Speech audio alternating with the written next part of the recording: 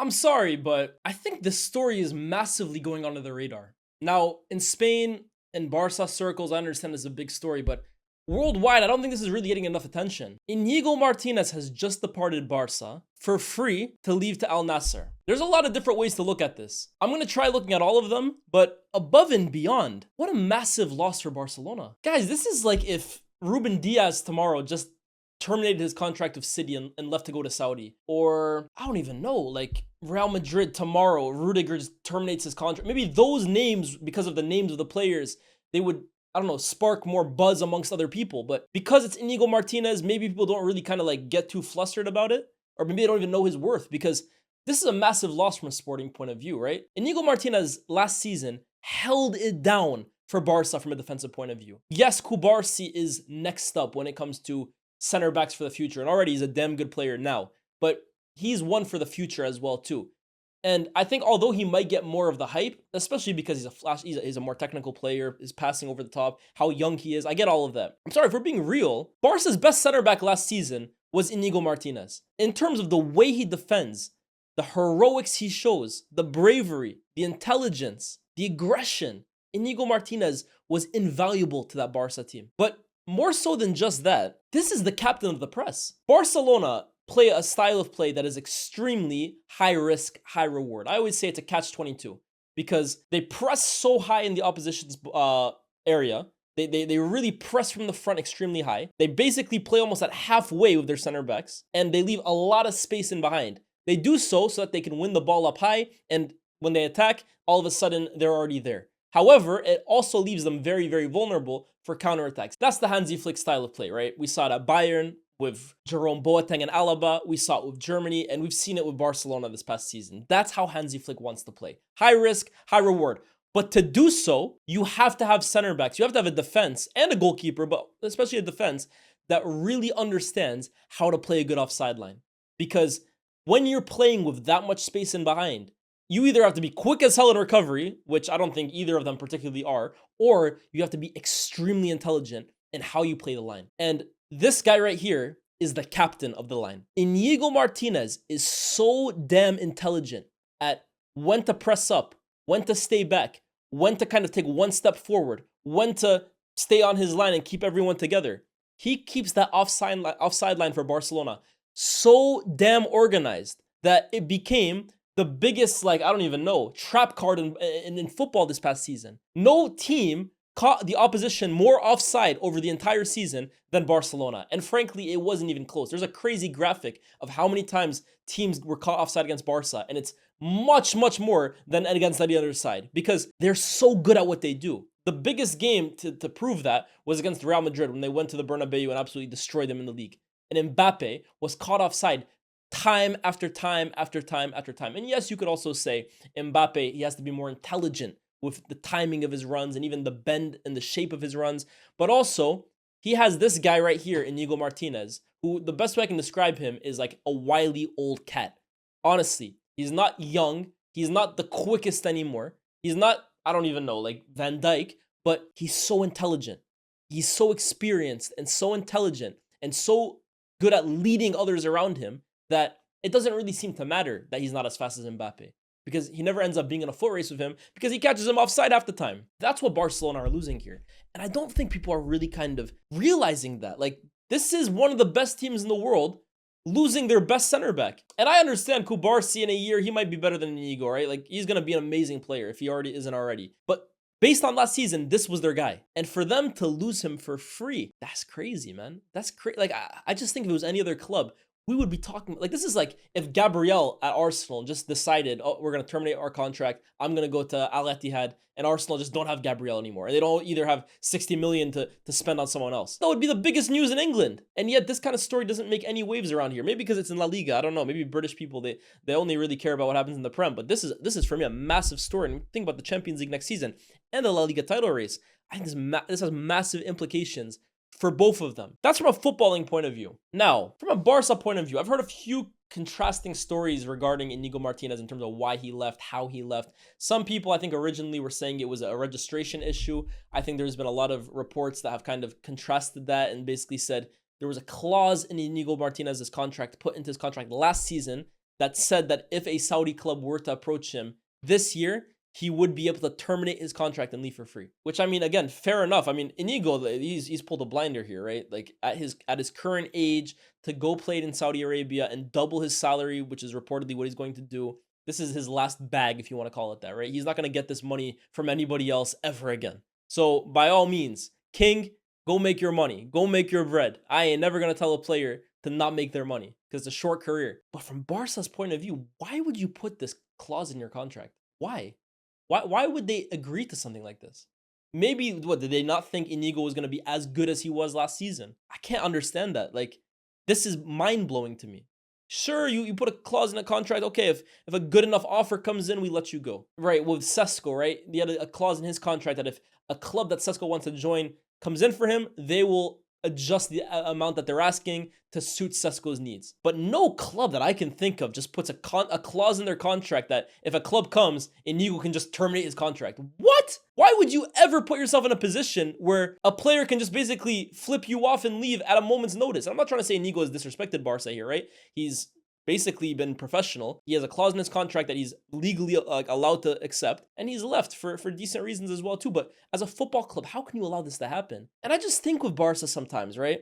I feel like nonsense like this happens to them more than anybody else. That's not me taking a shot at the club or Barca fans. I think Barca's, what is it, the second biggest club in the world, I think. All right, their fan base is huge. They have some of the best players in the world. They have the best academy I've ever seen. They were last season arguably the best team I watched up until PSG. They're an amazing club, but I'm sorry, this side of things with them, for me, is always blurry. It is always a little foggy for me. Obviously, it's not as bad as the Bartomeu days where that dude was basically committing crimes, but I mean, even still with Laporta and with Deco, I just sometimes look at them and say, it's very amateur hour, man. It really does feel amateur hour at times with these guys. It's always drama, it feels, right? Like, at least if it happens to other clubs, maybe they keep it under wraps a bit more. But with Barca, I feel like there's always drama going on. I mean, we look at the Nico Williams situation that happened earlier in the summer, right? And whether you believe Nico played Barca or whether you believe Nico didn't believe Barca could register him, just the way that entire fiasco went down, I feel like that only happens to Barcelona. Am I going crazy here? Why doesn't that happen to any other club? It always feels like it's happening to Deco and Laporta. Surely at some point we have to admit this isn't a coincidence anymore. This situation as well too. Surely that's got to be on the board. You look at even the Ter Stegen situation, right? And I'm no fan of Ter Stegen. I think he's a goalkeeper that for a long time now has probably been past his best. I think the last good season he really had was that year Barca won the league under Xavi, where he had a really good campaign. Since then, I think Ter Stegen has been pretty woeful, and I would definitely think he should be out the door, especially since they signed Joan Garcia. But even the way this whole situation with him this past week has gone, right? With his medical records and refusing to put them forward, and the club stripping of his number, and then the armband, and then him coming out on Instagram. I just feel like it's a lot of drama that most clubs, okay, maybe drama happens. I'm not trying to say these clubs are perfect, but if it happens, keep it under wraps. With Barca, why do I know everything that's happening at the club? Why do I know every single controversy why do I know every single controversy that's happening at Barcelona? Why? Me. Why me do I know that? Just off Twitter. I don't know, man. I don't know. But the Inigo news for me is really concerning because I worry for Barca next season. Obviously, what kind of connects both the Ter Stegen story and the Inigo Martinez story is Ronald Araujo becoming the club captain in Ter Stegen's place, and now probably reclaiming his starting spot as well too. Now, a few years ago, I looked at Ronald Araujo and I thought, this is easily one of the best center backs in Europe. Young, powerful, intelligent, quick, aggressive, strong. Yeah, Barca have a real one here. But again, similar to Ter Stegen, since the league winning campaign, I feel like Araujo has been more mistakes than not. Obviously, I think the big one was 2 years ago against PSG with the red card that Barca were in such a clear position to advance, and he threw that tie completely out of their control. And then last season as well too, played second fiddle to Inigo because Inigo just completely took him out the team. And then when he was called upon, most notably that game against Inter in the Champions League semifinal, where he came on and again was just an unmitigated disaster. So does Araujo have a lot of talent? Yes. Is he a good center back? Yeah. Is there something about him? For sure. You don't just become bad overnight. But to go from Iñigo Martínez to Ronald Araujo, and he's going to now become the captain of the club, that's a lot of pressure and expectation on Araujo, and it's a lot of expectation to basically refine the form that made you such a big player 2 years ago. Is there any guarantee that that happens, Araujo? No, there's not. No, there absolutely isn't. So when I look at Barca, they are a weaker team now than they were at the end of last season. Like, they've added Marcus Rashford, which I think is a massive boost for them. And they've added John Garcia, who I think in the future as well too is a big boost. But losing Inigo Martinez, I almost feel like it was like one step forward, 2 steps back now with this. This is a big one. This is a really big one. Now, the one saving grace with Barca always is La Masia.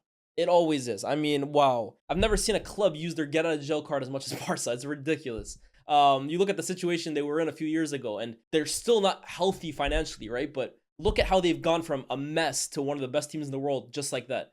It's La Masia. It's Gavi. It's Lamine Yamal. It's Kubarsi. It's Balde. It's this new Dro kid. Like, they just spawned these guys like nothing. So if I had to bet money that Barcelona were going to find a great young center back in the academy, I would put my whole house on it, to be fair, because no one does it like them. But still, man, these situations just feel like, to me, things that don't have to happen. And they almost always seem to happen to FC Barcelona. So I don't know, man. Let me know what you guys think, Barca fans, right? Because I think most of you guys, if I had to guess, are probably pretty sad to see the back of Iñigo Martínez. I know Hansi Flick today, it was reported that he was sad on the training pitch because of the loss of Iñigo Martínez, and I don't blame him because, again, his system does rely a lot on defenders being very intelligent. This was the captain of his defense, not in terms of the armband, but in terms of leading the line, in terms of really organizing and orchestrating that offside trap. That was him. So I think that's a big loss that he will probably be pressing the board to kind of replace in the window now. But again, yes, although you freed up wages with this, that will probably help the registration process of the likes of Rashford and John Garcia, you also haven't gotten a transfer fee. So what's the best case scenario in terms of finding someone on the market? Probably slim to none at this point in the season, in the summer. So yeah, man, I'm not really too pleased for Barca here. And again, if I'm looking at Real Madrid across town, they have their own issues, right? Alonso's gonna have a big coaching job on his hands this season. But now, when I'm looking, if I'm Mbappe, if I'm Vinicius Jr., if I'm Jude, if I'm Rodrigo, if he stays at the club, and I look at Barca when it comes to the Clásico times, and I'm looking at Gerard Martin or Ronald Araujo instead of Inigo Martinez, all of a sudden, I'm probably feeling a little more confident that I'm going through on goal a few more times than I was a year ago. And that's because of Inigo Martinez's absence. So first and foremost, Inigo, enjoy life in Saudi, my brother. Like, honestly, enjoy the money, enjoy the paycheck. You deserve it. Real soldier. I got a lot of love for Inigo Martinez. I think he's a stand-up guy and a great player as well, too. It's Al Nassr, by the way, huh? These guys are building a super team for CR7. One last dance, they're saying. This guy, and who's the guy they got? Simikan in center back. They want to bring Kingsley Coman, Cristiano, Sadio Mane. They're building a super team over there, man. Didn't they want Bruno as well, too? What are they building over in Al Nassr, man? But as for Barca, man. Get it together. Get it together, because I want to see this team do great things this year. I'm a fan of Lamine Yamal. I'm a fan of a lot of the Barca players. I want to see what they can do this season. I want to see great El Clásicos this year. I'm tapped into La Liga this year, guys. I'm bringing you guys La Liga content. I'm watching most Real Madrid and Barcelona games this season, as I did last year. I want to see these two teams go at it over 38 games. But Inigo leaving Barca, I don't like it. I want to be honest. Let me know what you guys think, though. That's what's important. Like, share, subscribe, and let me know down in the comment section below. What do you think of Inigo Martinez's departure to Al Nassr, and how heavy of a blow will this be for FC Barcelona? Like, share, subscribe, and I'll see you guys very, very soon. Peace.